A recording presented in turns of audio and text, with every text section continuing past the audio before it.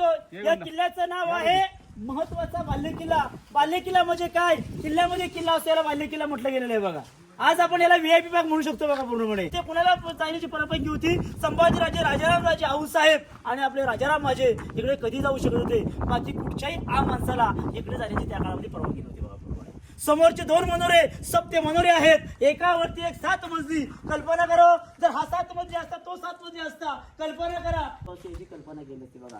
परंतु 10 मे 1818 2 इंग्रजांनी रायगड किल्ल्याच्या पाठीमागून पोटल्याच्या डोंगरावरून तोफेचा बडीमारा केला. रायगड किल्ला 11 ते 12 दिवस किल्ला जळू लागला. वरचा जळून गेलं. राहिला फक्त पडके आहे माहिती. दादा शंका निर्माण झाली की नाही? आम्ही गडावरती येत असताना आम्हाला 1 लिटरची बॉटल गडावरती आणता येत नाहीये. रायगड किल्ल्यावरती 350 इमारती लागणारा दगड, हा दगड खालून पायथ्यापासून मावळ्या डोक्यावरती आणला असेल कसा कल्पना करू शकत नाही बघा. राजा हुशार ग्रेट हा दगड महाराजांनी खाऊन आणलाच नाहीये. रायगड किल्ल्यावर 11 तलाव होती गेली. 84 पाण्याच्या टाक्या खोदल्या गेल्या. जो दगड बाहेर पडला तो रायगडाच्या बांधकामासाठी वापरला गेला. म्हणजे काळा पाशिना रायगडासाठी आपल्याला काळ्या पाशिना वापरला बघायला भेटतोय. जिथे खड्डे पडले त्याला खालून तरबंद्या बांधल्या. पिण्याकरता पाणी झालं, बांधकामासाठी दगडही झाला. एका दगडामध्ये 2 पक्षी मारले गेले होते. आज आपण घरामध्ये काय मटेरियल वापरतो?